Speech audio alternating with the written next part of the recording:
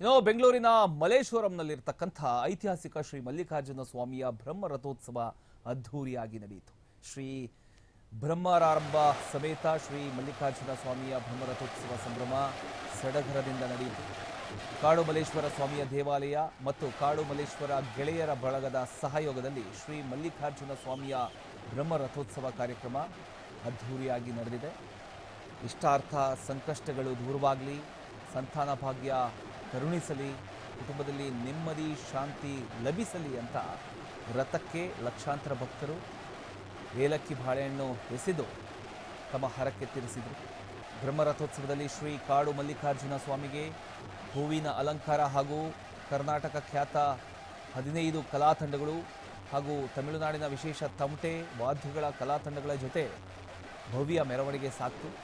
ಸಂಜೆ ಬ್ರಹ್ಮರಥೋತ್ಸವದಲ್ಲಿ ವಿಶೇಷ ಪಂಜಿನ ಮೆರವಣಿಗೆ ಹಾಗೂ ಕಾಡು ಮಲ್ಲೇಶ್ವರ ಗೆಳೆಯರ ಬಳಗದ ಮಹಿಳಾ ಘಟಕದವರಿಂದ ರಥೋತ್ಸವದಲ್ಲಿ ರಥಾರಥಿ ಅರ್ಪಿಸಲಾಯಿತು.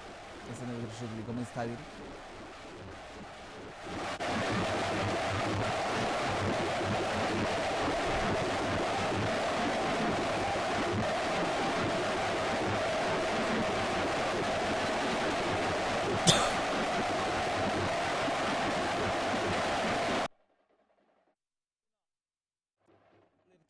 ಐತಿಹಾಸಿಕ ಶ್ರೀ ಮಲ್ಲಿಕಾರ್ಜುನ ಸ್ವಾಮಿಯ ಒಂದು ಬ್ರಹ್ಮ ರಥೋತ್ಸವ. ಈ ಬಾರಿ ಈ ಒಂದು ರಥೋತ್ಸವ ಅದ್ಧೂರಿಯಾಗಿ ನಡೀತಿರೋದನ್ನು ನೀವು ಗಮನಿಸ್ತಾ ಇದ್ದೀರಿ. ಶ್ರೀ ಬ್ರಹ್ಮಾರಂಭ ಸಮೇತ ಶ್ರೀ ಮಲ್ಲಿಕಾರ್ಜುನ ಸ್ವಾಮಿಯ ಬ್ರಹ್ಮ ರಥೋತ್ಸವ ಸಂಭ್ರಮ ಸಡಗರಿಂದ ನಡೆಯಿತು.